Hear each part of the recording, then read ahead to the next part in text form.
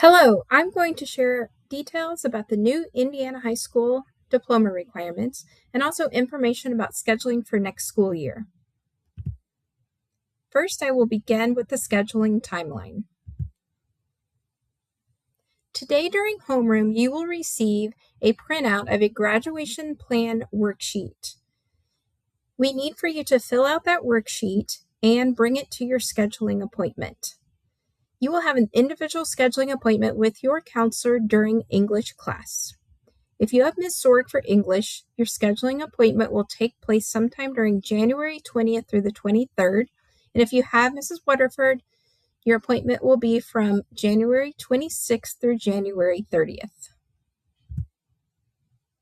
First, I will begin by going through all of the new Indiana diploma requirements.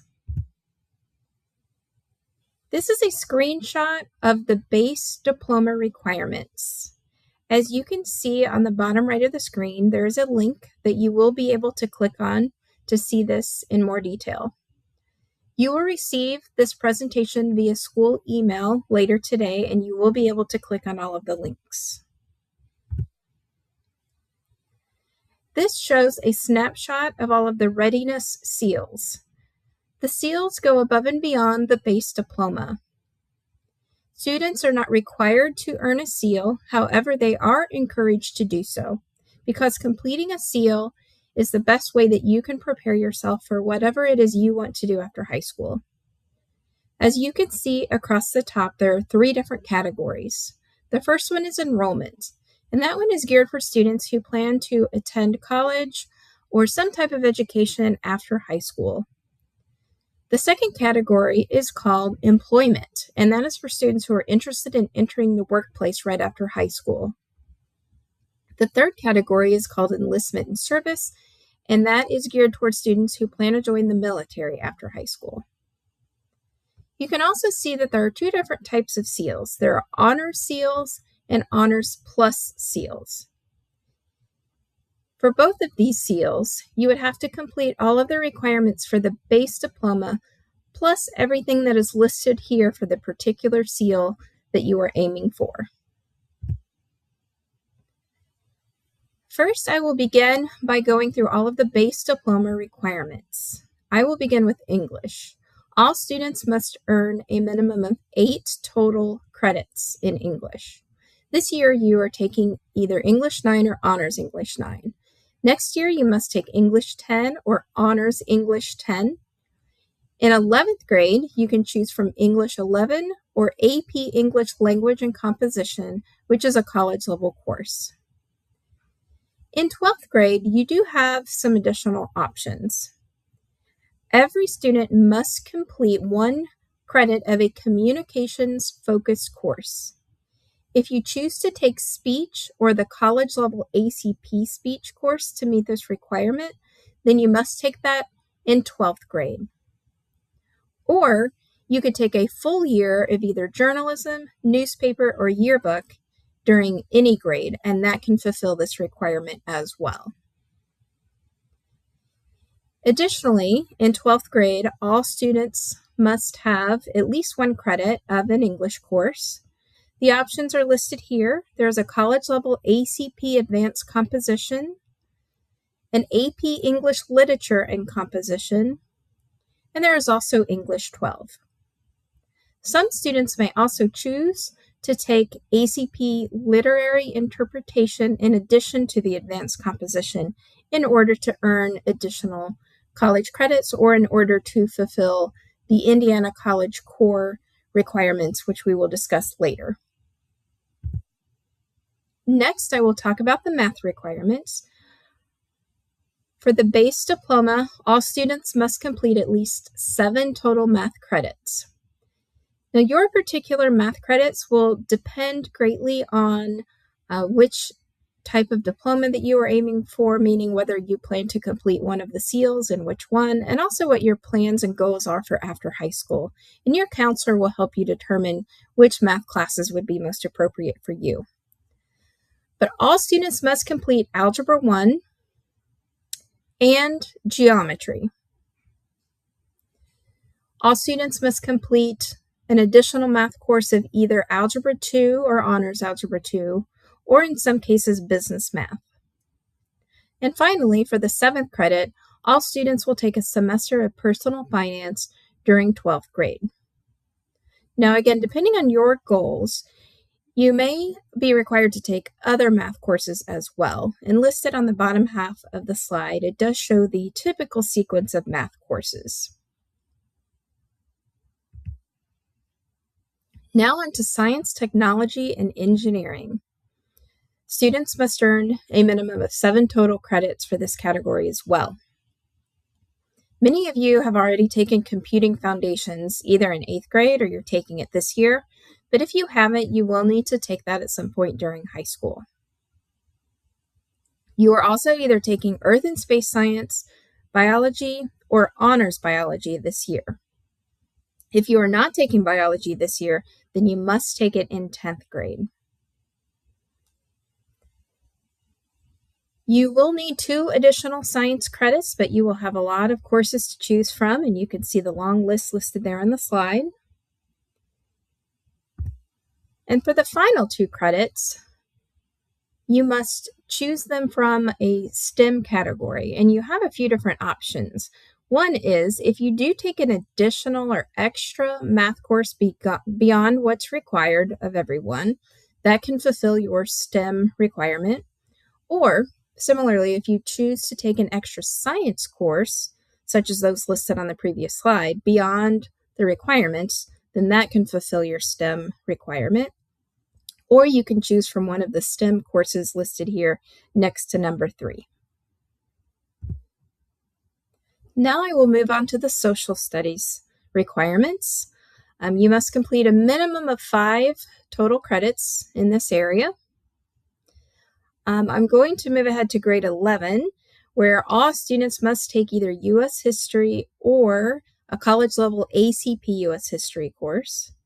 And in grade 12, you must take a semester-long U.S. government or college-level AP U.S. government and politics course. You must also have 2 credits of a world perspectives course. For a lot of students, that will be geography and history of the world, which is most often taken during grade 9 or 10. However, you can also meet the world perspectives requirement by taking either the 3rd or 4th level of either German or Spanish. Next, I will talk about PE and health. Students have a few different ways to meet the PE requirement. One is to take a PE course, which is Physical Education 1, or you can choose from the PE electives that we have listed here on the slide. Some students will be eligible for a PE waiver as well, which I'll talk about on the next slide. All students have to take a semester of health and wellness in 10th grade as well.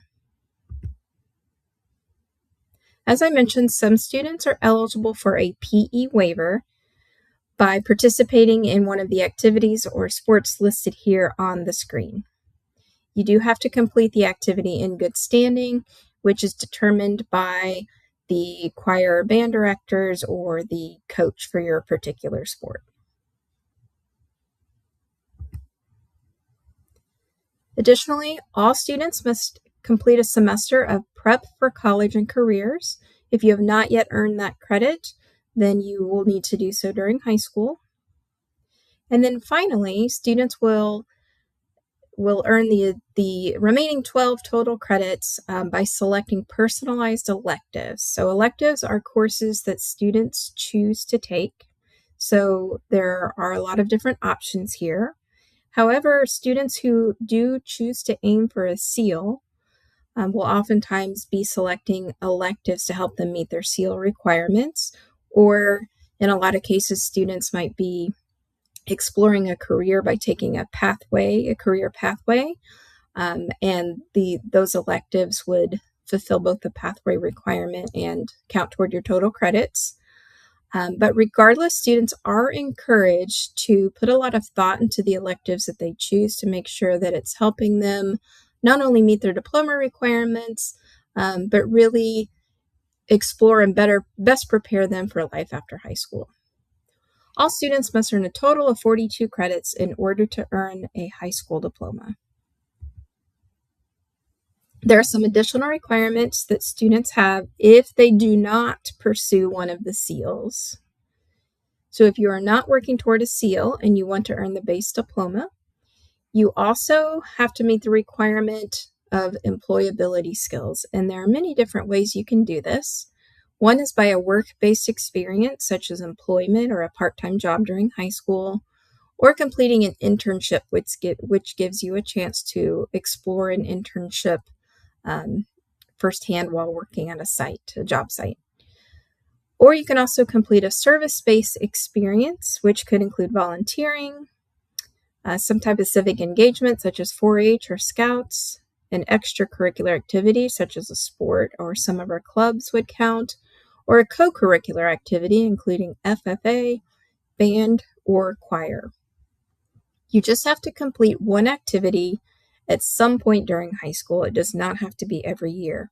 But at the completion of the activity, you do have to fill out what's called an employability skills form, which has to be turned into your counselor as a graduation requirement.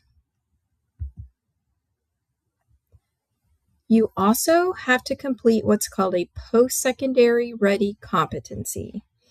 As you can see from this slide, there are many different ways you can meet this requirement, and you just have to meet it one way. But I've highlighted the two most common ways, which are to complete some college-level courses during high school or to complete a career pathway. One way to meet this requirement is to take at least 3 college-level courses during high school and earn a C average or higher in those courses. You can also meet this requirement by earning minimum score on either the SAT or ACT exam. All juniors or students in grade 11 will take the SAT exam during the school day in March of junior year.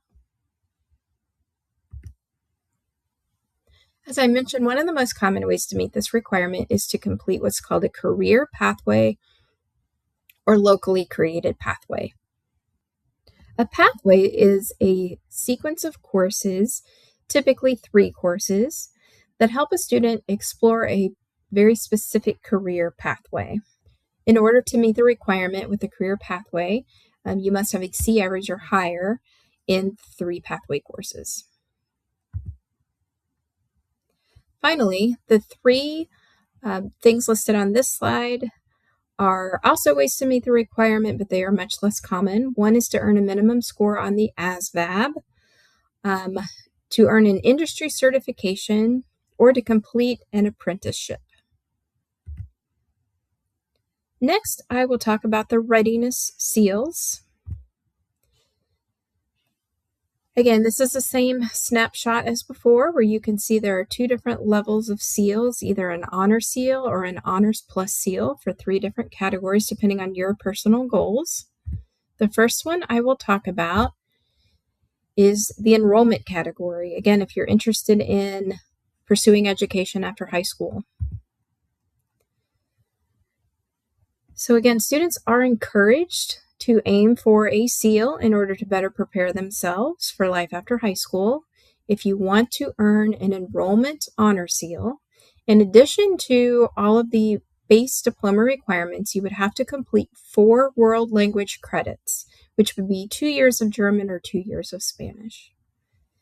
You must also complete an additional social studies credit. Now, if you take geography and history of the world for your world perspective requirement, then that cannot count as your extra social studies credit.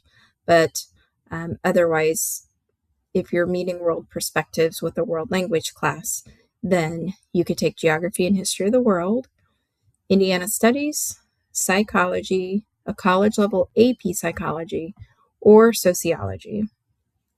You also have to take 1 additional math credit, which could be either AP statistics, pre-calculus and trigonometry, or ACP pre-calculus and trigonometry. You must also take 2 additional science credits, and your science classes must include chemistry and either physics or one other science of your choosing. Also, from this next category, you must complete one of the following. This is typically met by students taking at least 2 college courses during high school. Finally, students must earn a minimum of a C- in each course that counts toward this seal and graduate with a minimum cumulative 3.0 GPA, which is a B average.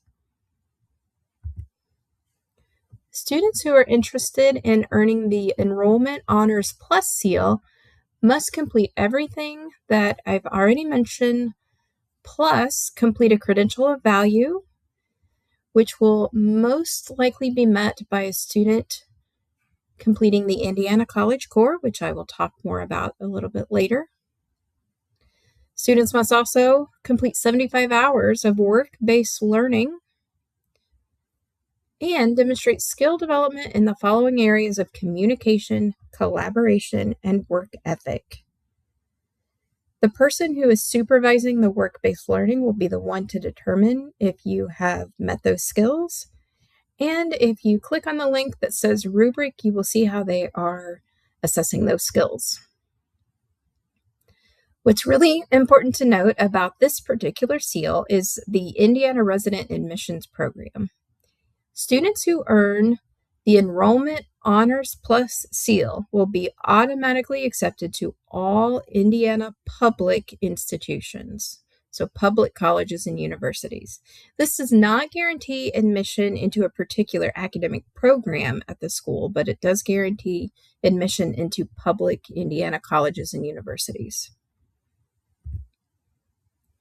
Next, I will talk about the employment category.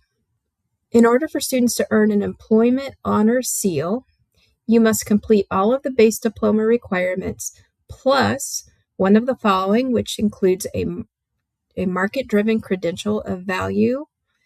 If you are interested in what those credentials are, you can click on the link. Or to complete a pathway, which is a career pathway, or to complete an approved career preparation experience. And there is also a link there to explain that in more detail. Additionally, students must complete 150 hours of work-based learning. Once again, demonstrate skill development in the areas of communication, collaboration, or work ethic, and meet an attendance goal, which is to complete at least one school year with no more than 3 days of unexcused absences or at least 150 hours of work-based learning experience with no more than 3 unexcused absences. In order to earn an Employment Honors Plus seal, students must earn a credential of value, which could include a technical certificate or an advanced industry certificate or completing the Indiana College Core.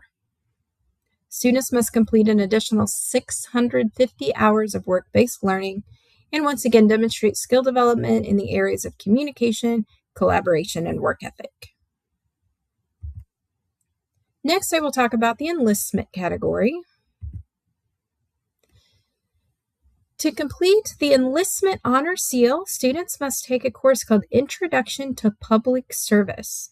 That course may not be available at EHS next year, but it will be available in the future. Students must also achieve a score of 31 on an ASVAB test and complete either all 3 components of the ASVAB Career Exploration Program or another approved career exploration tool. Additionally, students must complete at least one school year with no more than 3 days of unexcused absences and demonstrate skill development in communication, collaboration, and work ethic.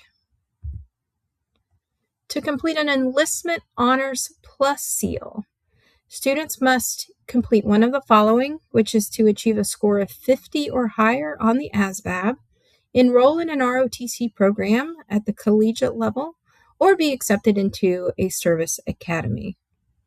Furthermore, they must demonstrate excellence in leadership through one of the following: completion of at least 100 hours of public service, holding a leadership role in an extracurricular activity, or completion of 2 seasons of a team-based physical sport or activity. Now I want to talk about some additional requirements. Students in grades 9, 10, and 11 will take the PSAT each of those 3 years. It is really good practice for the SAT, which all students will take in the spring of 11th grade. Even though all students must take the SAT, there is no minimum score required to graduate. The SAT is considered a college entrance exam, and some colleges require a minimum score on that exam for college admission. Students in grades 11 and 12 will participate in career discovery meetings, or CDMs, and those are typically 30-minute meetings between a small group of students and representatives from either a college or a military branch or an employer that's related to the student's interests. Now I'll take a moment to talk about graduation plans. This is a snapshot of the worksheet that you are receiving today. If you need another copy, they are available online, and there will be a link there for you to click on. We do ask that you go ahead and do your best to complete grades 10, 11, and 12. While grade 10 is the most important grade right now, it is really helpful for you to go ahead and map out your requirements for the rest of high school so you can see how it all fits together. Keep in mind, though, that you will have opportunities to make changes to grades 11 and 12 later on. Do not forget to bring your worksheet to your scheduling appointment. I also want to talk briefly about the curriculum guide, which is available online on the counseling website. There are instructions there on how to find it. You will need to check out the curriculum guide before selecting your courses so you can read detailed course descriptions so you know what the course is really about, what grade levels can take the course, and any prerequisites that the course may have. So it's really important to check all of that. I wanted to provide some reminders about a couple of policies. Repeating a course policy. If you do need to retake a course during high school, it's important that you understand that both the original grade and the new grade will appear on the transcript. In most cases, only the new or the higher of the two grades will calculate into your GPA. You can find more details in the curriculum guide. Also, there is a schedule change policy. It's very important that you think through the classes that you request on your worksheet, especially for 10th grade. The priority deadline for requesting changes to your schedule for next year is March 6th. We begin creating the master schedule for next year in March, and we base the master schedule on students' requests, so it's really important that those are accurate. If you request changes after March 6th, it will be made on a case-by-case basis, depending on availability in classes. I also wanted to touch on some future opportunities. I mentioned that before that we offer different types of college courses at Edgewood. There are AP, or Advanced Placement courses. That's a national program. Those are not associated with any particular colleges. If you take the course and take the AP exam at the end of the year and score high enough, then you can potentially earn college credits. We also offer a variety of dual high school college credit courses that are associated with IU Bloomington or Ivy Tech.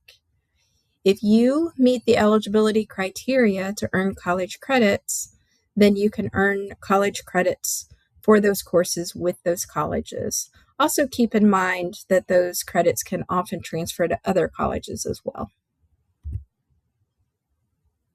Next, I want to mention the Indiana College Core briefly, but I would encourage you to learn more about that by clicking on the link here at the bottom that says requirements.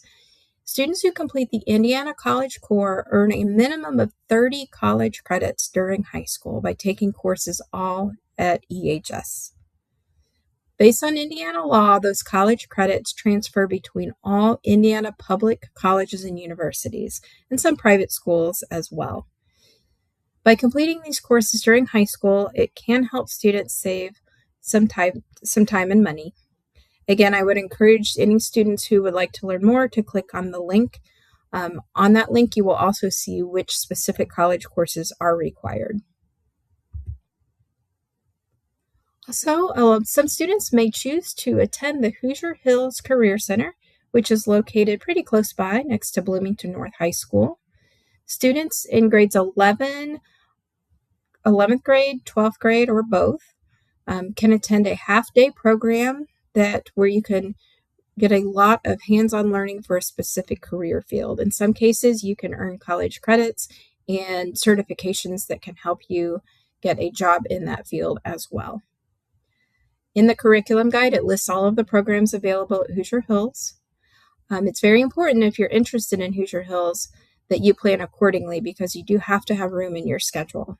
It takes up 3 class periods, so if you attend Hoosier Hills, on your graduation plan worksheet, you'll list Hoosier Hills and then 4 classes for Edgewood. All right, here's a list of contact information for the counselors. You can reach out to your counselor before your scheduling appointment if you wish to ask questions, but you will get a chance to go through your graduation plan worksheet and ask questions at your scheduling appointment as well. Just please do your best on filling out your worksheet and make sure you have it with you during your scheduling appointment. Thank you.